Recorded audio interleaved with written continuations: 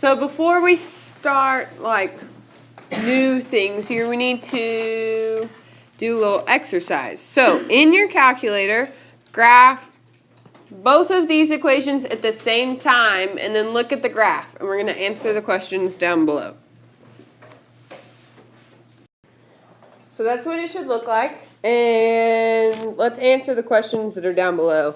I'm going to kind of write them up top just so we can keep them straight. So question 2A, do the graphs have any points in common? If so, how many? How many points do they have in common? One, right? They just touch each other once. All right. 2B says compare the slopes of the graphs with regard, or what is the relationship between the slopes and the points in common? We'll talk about that in a minute. But what about their slopes? Are they the same or are they different? Are they different? One's positive, one's negative. So their slopes are different.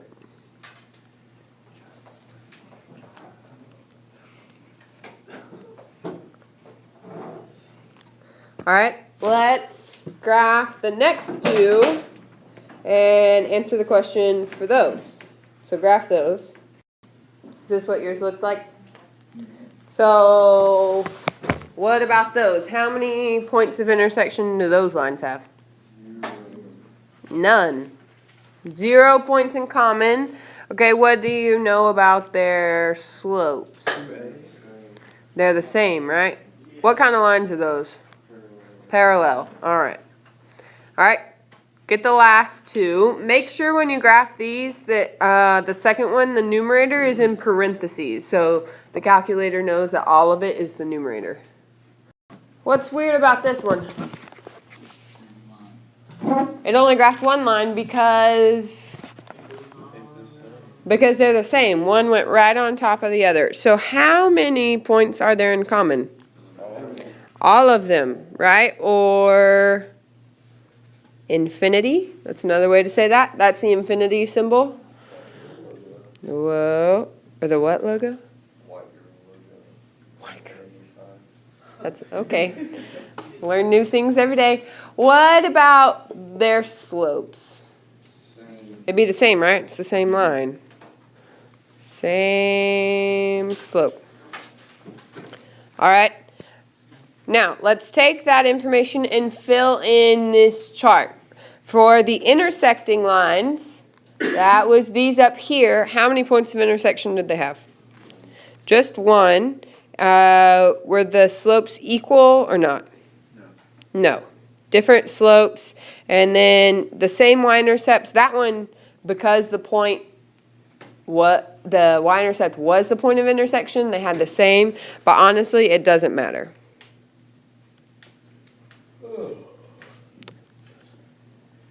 We don't really care in that case. If the slopes are not equal, then we don't care about the y-intercepts. All right, what about the parallel lines? How many points of intersection did they have?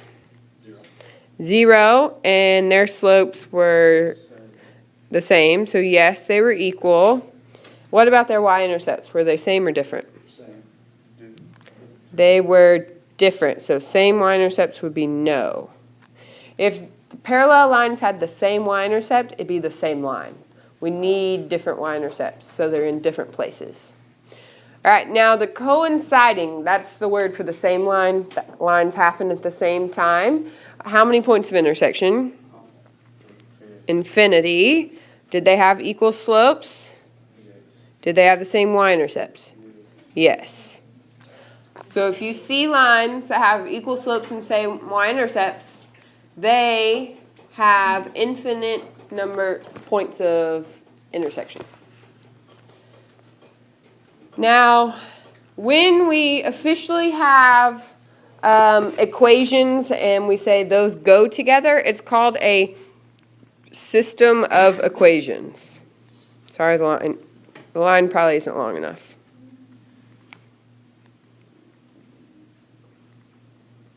That says equations. It kind of ran together. Okay, you do that.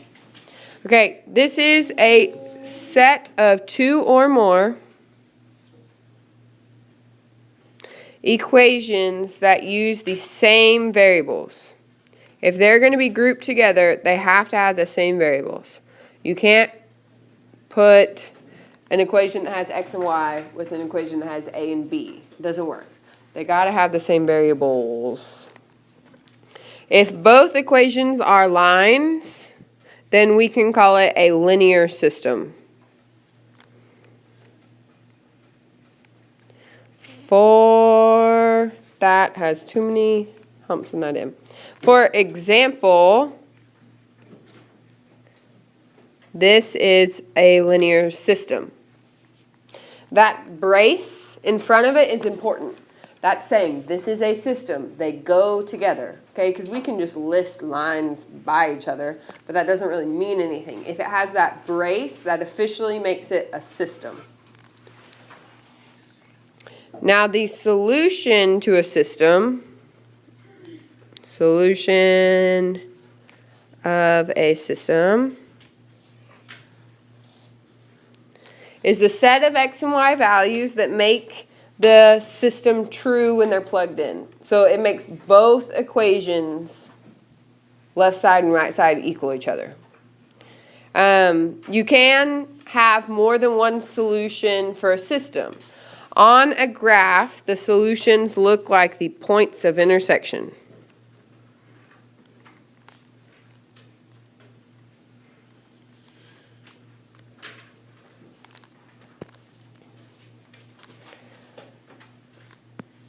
We are going to practice solving a system by graphing. We're going to graph it on our own, and then we'll use the calculator to check ourselves. Okay? So the first step that we need to do is we need to get y equals for both of them so we can graph them, because we can't graph them in standard form how they are. So for the first one, x plus 2y equals -7. What do I need to move first away from the y? Move the x. So I'm going to subtract x from both sides. That gives me 2y equals -x minus 7. Divide by 2. Very good. And when we divide everything by 2, divide all the terms. That messed some of y'all up on the test. Okay? So then we're left with y equals -1/2 x minus 7/2. Which if you want to make that 3.5, that's fine. How did you get 1/2 x out of that? I got 1/2 x from what number is between the negative and the x right there? A 1. So I just pulled all the number part away from the x just to kind of separate it. So here's my slope. There's the x. So -1/2 x minus 7/2. Now for the other equations, we still got to get y by itself. So 2x minus 3y equals 0. What do I move first in that one? Yeah, so subtract the 2x to the other side. What is 0 minus 2x? How do we write that? 2x. It can just be -2x. All right? Then what do I divide by, Kobe? What do I divide by? 2, 3. Yeah, the 3. The -3. So what does y equal? Alicia, tell me. Just in the equation. How do we write it?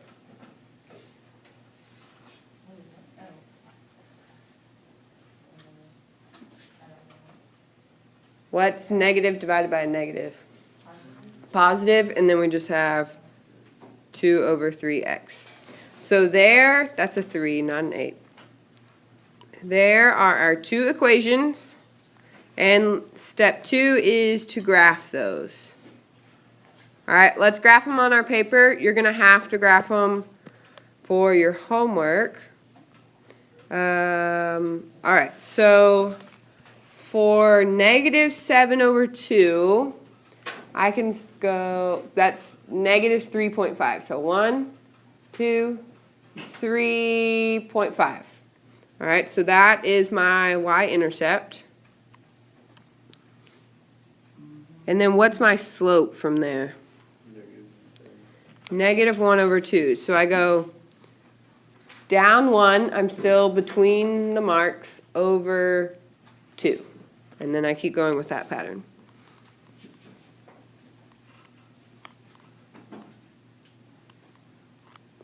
Go up 1 over 2. And then this is an equation. It's not an inequality. We don't have to shade or do dotted lines. It's just a regular old line.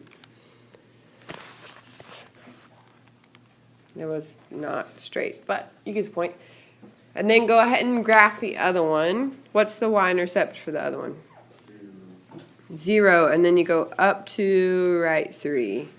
Up to right 3.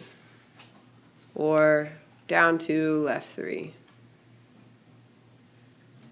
What I like to do is just kind of like look at the graph and just kind of draw it. Well, we kind of need exact points. Is that okay? It's okay, it's just really hard to do that. Looking at this, we don't know exactly where the lines cross because that one is kind of like in between points with the, because it's got the point negative 3.5 y-intercept. But where do you guess the intersect is? The intercept section. 3, negative 3, 2. Negative 3, negative 2. All right, so that's our guess, but let's check it just to be sure. So we can check with the calculator or by substitution. Which would you like to do? Calculator. Okay, well there's actually 2 options within the calculator. So option 1 and option 2. So option 1 is if you like, well first of all we got to put the equations in there. I should tell you that first. So in your calculator put in this for y1 and this one for y2. And then go look at your table. So when you look at the table, you're looking for where the y's are the same for y1 and y2. So did it work that our y's were the same for when x is negative 3? Those are the only y's that are the same, right? Everything else is different. So that is our point. Negative 3, negative 2. So that worked. Now there is another way to check with the calculator, which I think some people prefer this over the table, so I want to show everybody. Okay, on your graph, hit second trace, and option number 5 is intersect. You want to do that one, and then you press enter, enter, enter, and it should give you a point. So everybody try that. So because I want everybody to know how to do this, because you will have to use this later. Okay, so do that. So if you do that correctly, it should come up like this, where it says intersection, and then it gives you the x and the y. So either of those ways work, whether you want to look at the table or use that function. They take about the same amount of time. This one has a few more buttons. Okay, but hopefully you will be able to know how to do both of those. Can you zoom back out? Yeah, I'm slow. You're fine. Trace enter, enter, enter. Yeah, second trace 5. Enter, enter, enter. Oh, okay. Oh, intersect. Yeah, you need that intersect.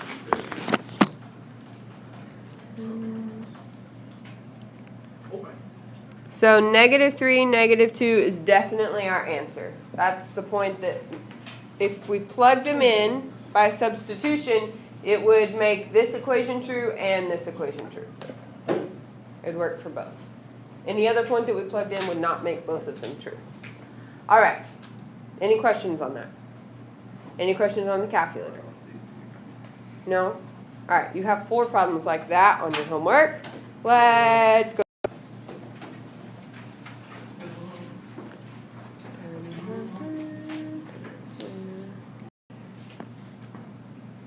The table shows the number of pairs of shoes sold by 2 new employees at a shoe store. Find linear models for each employee's sales. So it's saying maybe we can use this, make a scatter plot, and then predict lines that kind of go with the scatter plot. We're going to use the graph of the models to predict the week in which they could sell the same number of pairs of shoes. All right, so we're going to make a graph based on this. So we only have positive weeks and positive shoes. So I only need my first quadrant, really.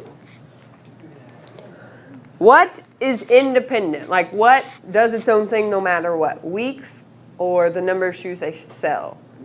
Weeks happen no matter what, right? So we're going to make X our weeks, and then Y will be our shoes. Let's see. So our weeks are 1, 2, 3, 4. That's pretty easy.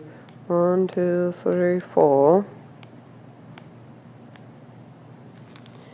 And then our shoes, what's the lowest number our shoes need to go?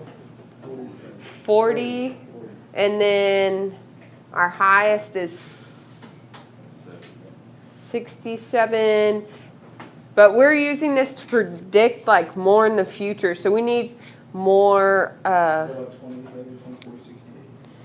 Yeah, let's do that. Good idea there. So we're going to go by 20s. 20. 40, 60, 80, and if you want to kind of like put marks where the 10s would be, just so you know. And you know what? Since we're predicting the weeks and it's not going to let me erase, I'm just going to keep going and say that that would be 5, that would be 6, that would be 7. All right. Let's do Ed first. Let's see, you don't have more than one color. So we'll make Ed, when we plot his, there'll be dots. And when we do Joe's, we'll make those triangles, just so we know the difference. So for Ed, week 1, he sold 50 pairs of shoes. All right, so put a dot there. Week 2 was 55. So put a dot there. Week 3 was 63, so kind of estimate where that's going to be. Put a dot there. Week 4 is 67, so almost 70. Got a dot there. You can use a ruler if you want, or the edge of the calculator, whatever, to kind of make a line that best follows those. Don't just connect the dots, because that won't be a straight line. But just make a line. It's supposed to be straight out there. All right, now let's do Joe's. Am I losing anybody yet? We still doing okay? Yeah? All right, so let's do Joe's. So we got for week 1, we have 40. Week 2, we have 47.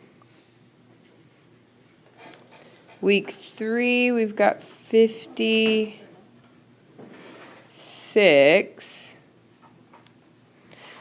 Week 4, we have 62.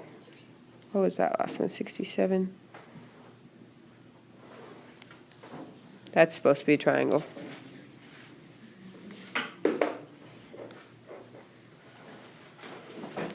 All right, so then make a best fit line for that.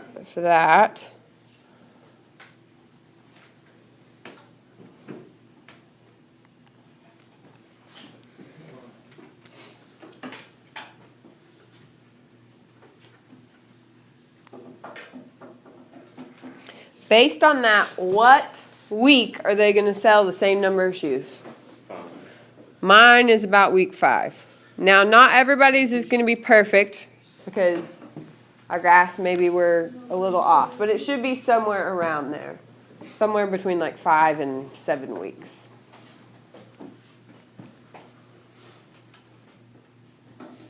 We okay on those? You have 2 of those on your homework. Forget homework. All right, but they have, it's not about shoes, I don't think, it's something else. So just make your graph, make your best fit lines, and use that to predict, okay? It's a prediction, so it's about. All right, now, let's see. Any questions on that one? No? You all got it? Nothing at all. We're good to go. All right.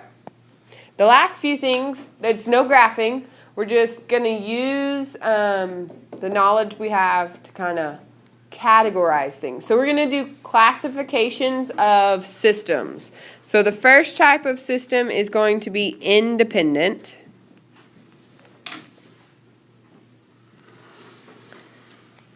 These are going to be our graphs that intersect one time. So they have one unique solution.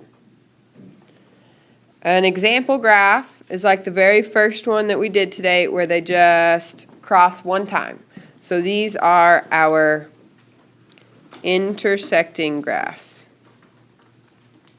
So their slopes are different.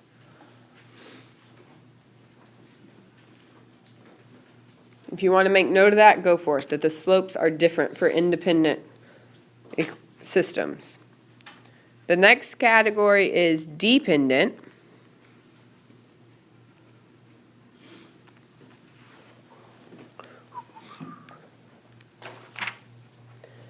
These are the lines that have an infinite number of solutions. It looks like a messed up lima bean. Dude, this made like a perfect infinity sign. I can never make a good one. Okay. Another way to say that would be no unique solution. So there's just so many solutions, none of them are unique. Okay, no unique solution. Yeah, you can just always just draw the infinity sign. So these are the ones where they just fall right on top of it itself, right? Okay, so these would be the coinciding lines. They're the same line. So same slope, same y-intercept. That, I promise, says coinciding. That looks like a mess. I'm going to try again.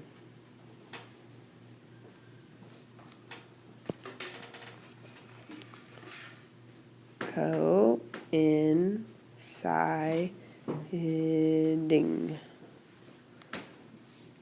All right, the last ones, you can probably already guess that they're going to be the parallel ones, but the name is inconsistent.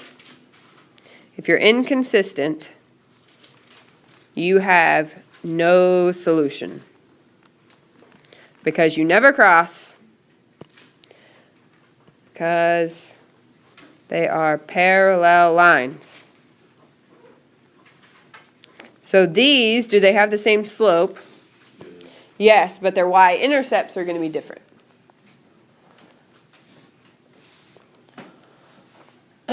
We're going to use the slope and the y-intercept to decide whether systems are independent, dependent, or inconsistent without ever looking at the graph.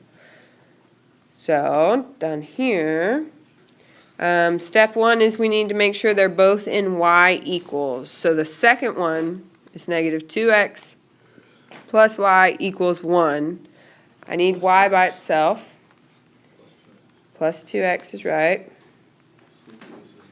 So y equals 2x plus 1. So I'm going to write that up here instead. Y equals 2x plus 1. Okay. Are their slopes the same? Yes. If we had said no, we would already know they're independent.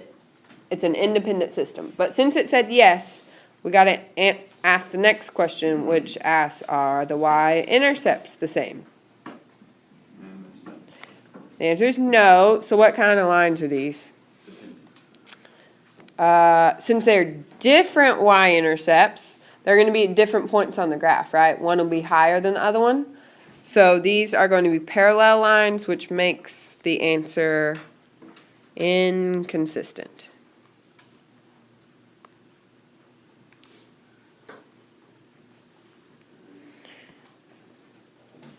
If you want to go up here and make notes, independent have different slopes.